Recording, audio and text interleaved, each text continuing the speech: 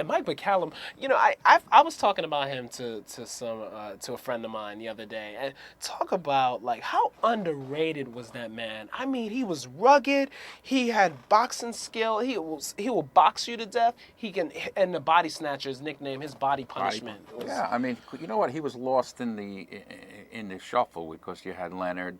You had Hearns, you had Hagler. And even Donald Curry and right. Julian Jackson, James Toney. Right, so McCallum was sort of lost in the shuffle there.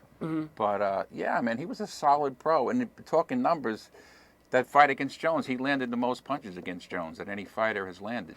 Wow, okay, yeah. Interesting. And that's like, we've done like 30 of Jones's fights. And McCallum landed, I think, around 200 punches in that fight. Okay. I mean, Roy won the fight pretty easily, but McCallum made him work. It's short skill. That's skill. That's skill right there. The body punching too, like you said. Those score points, man. But McCallum was a solid pro.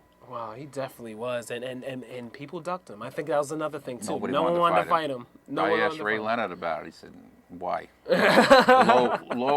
High risk, low reward. Right? You could lose the fight. No one really knows him. The money might not have been there. So why, why fight him? Yeah, unless you have to. Yeah, McClellan didn't want to fight him, and Julian list of Jackson. guys. Yeah, and Curry fought him, but he had no choice. Donald Curry and Toney, who would fight anybody. Yeah, they fought 3 fights. James and Toney. Those were good fights, back and forth fights. Oh goodness! But Toney would fight anybody. That's so great about James.